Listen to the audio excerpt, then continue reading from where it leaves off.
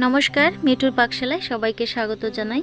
आपनादेर जोन्नो आमार आजकेर रेसिपि बिस्कुट आइसक्रीम किभाबे साधारण उपकरण दिए स्वास्थ्यसम्मतभावे घरेई तैरी करे नेওয়া যায় এই मजादार बिस्कुट आइसक्रीम सेटाई आमी आजके आपनादेर करे देखाबो।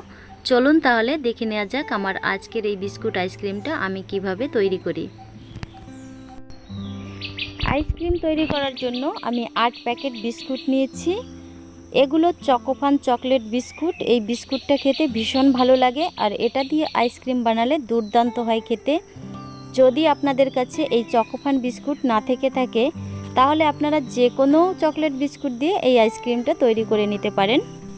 তবে বিস্কুটের ভিতরে যেন ক্রিম থাকে সেই রকম বিস্কুট নিতে হবে। প্যাকেট থেকে সবগুলো বিস্কুট আলাদা করে নিয়েছি। এবার ছোট ছোট টুকরো করে নিতে হবে।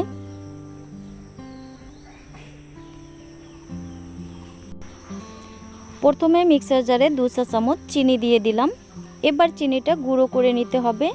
आपनादेर काछे जदि पाउडार चीनी थाके सेई क्षेत्रे आपनारा पाउडार चीनीटाई व्यवहार करबेन। आमार काछे नेই एर जोन्नो गुঁড়ো करे निलाम। चीनिर मध्य टुकरो करा बिस्कुट दिए चीनी और बिस्कुट एकसंगे आबारो भालो करे गुঁড়ো करे निते होबे।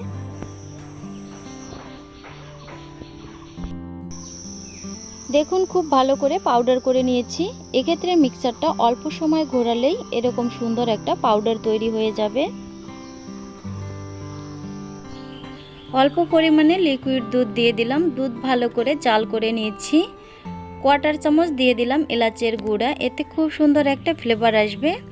এবার মিক্সচার ঘুরিয়ে ব্যাটার তৈরি করে নিতে হবে। ব্যাটার অনেক ঘন রয়েছে আর একটু পাতলা করে নিতে হবে, তাই আরও একটুখানি দুধ দিয়ে দিলাম। এই সময় আপনারা কাজু বাদামও গ্রেট করে দিতে পারেন। এতে আইসক্রিম খাওয়ার সময় মুখে পড়বে, বেশ ভালো লাগবে খেতে।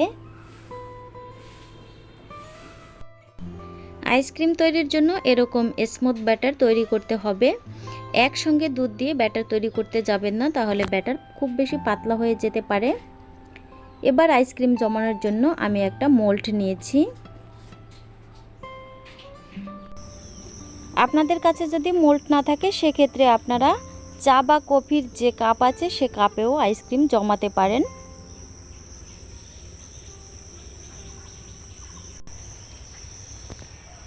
আমি যে পরিমাণে ব্যাটার তৈরি করেছি তাতে এই মোল্ডের 6টা আইসক্রিমই হয়ে গেছে। এবার মুখগুলো ঢেকে দিতে হবে।